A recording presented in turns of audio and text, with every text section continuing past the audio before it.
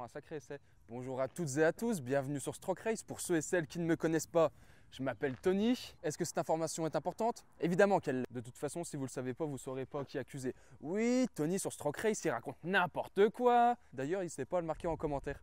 Plus sérieusement, je fais des vidéos TikTok depuis maintenant 2 ans. Si vous voulez aller jeter un œil, n'hésitez pas. La vraie question, c'est pourquoi je me suis lancé sur YouTube. Tout simplement déjà pour partager ma passion avec vous. Et en plus de ça, essayer de vous apporter des connaissances, des essais un peu plus approfondis que ce que je faisais sur TikTok.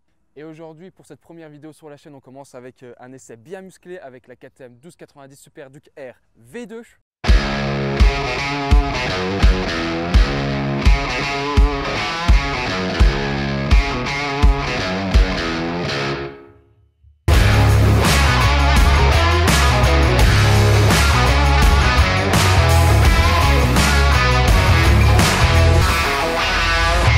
Rappel, la marque KTM est une marque autrichienne fondée en 1934 et qui à la base ne fait absolument pas de moto. À la base, KTM est plutôt spécialisée dans la métallurgie et la serrurerie. C'est seulement à partir de 1951 que le premier projet moto voit le jour avec la KTM R100. La KTM R100 qui était équipée d'un moteur Rotax et qui gagnera le championnat autrichien dans la catégorie 125 en 1954. Nous voilà en novembre 2017 et KTM sort sa version 2.0 de la lignée des Super Duke. Elle marquera les esprits par son nouveau design avec ses lignes affûtées, équipé d'un bicylindre 1290 cm3 qui équipait déjà la V1 à l'époque et qui était un poil retravaillé pour cette fois-ci développer 180 chevaux pour 195 kg, ce qui en fait littéralement une arme de guerre bourrée de couple qui assommera la concurrence à sa sortie. Pour ce qui est de l'esthétique et des caractéristiques, on est sur un châssis tubulaire accouplé à un monobras qui est absolument somptueux.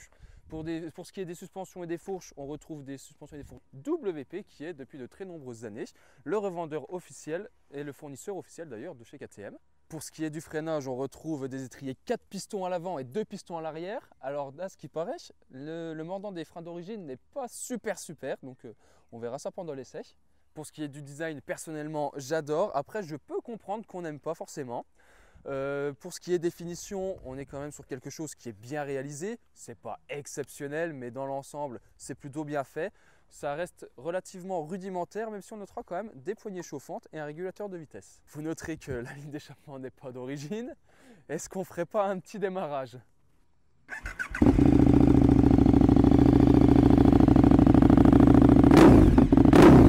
Ouais, quand même, ouais. Bon, on va aller rouler, hein.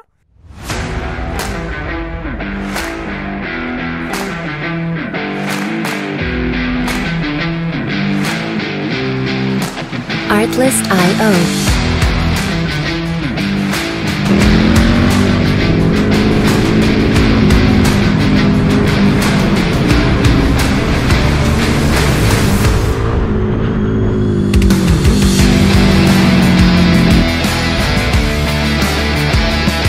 Music licensing reimagined.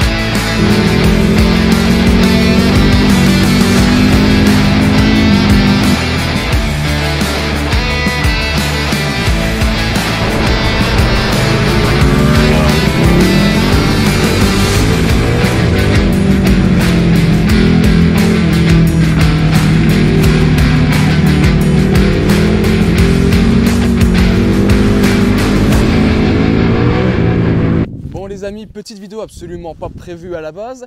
Je voulais vous faire un essai GoPro qui malheureusement n'a pas fonctionné. Et là on se retrouve 2 jours plus tard. Et donc du coup on va vous faire une petite vidéo dans un col pour vous expliquer un peu les caractéristiques de la moto. Bon les amis, on se retrouve en caméra embarquée. Alors je suis déjà navré. Je pense que vous entendrez pas au vu que j'ai encore pas de micro.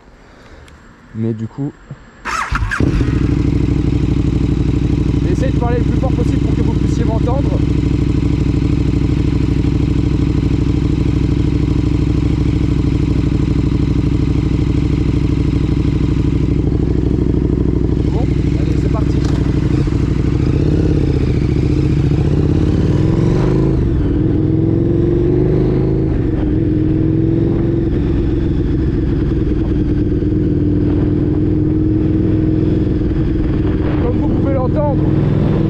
Le bruit du bicylindre est absolument sombre.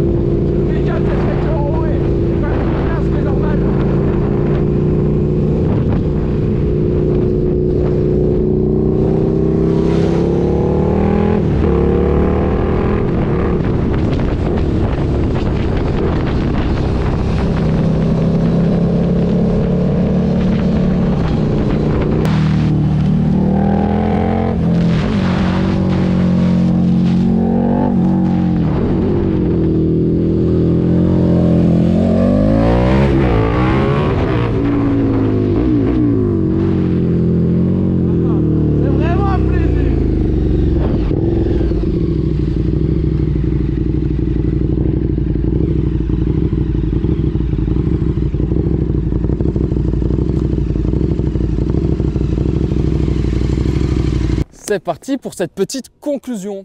Si j'ai bien un mot à donner à cette moto, c'est sulfureuse. Ça marche, mais du tonnerre. Franchement, j'ai rarement essayé une moto qui marchait autant en bas. C'est vraiment bourré de couple. Et ce qui est impressionnant, c'est qu'elle est hyper polyvalente. Elle peut très bien convenir à une personne qui veut faire de la balade, une personne qui veut faire de la sportivité, malgré ce petit problème de frein, c'est vrai, où il manque un peu de mordant quand ça s'échauffe. C'est pas gravissime. Je pense qu'en changeant de liquide de frein, en mettant quelque chose de plus performant, ça devrait résoudre le problème. Voilà, je trouve pas de défaut à cette moto. C'est vrai que les fourches vont bien, la suspension arrière va bien.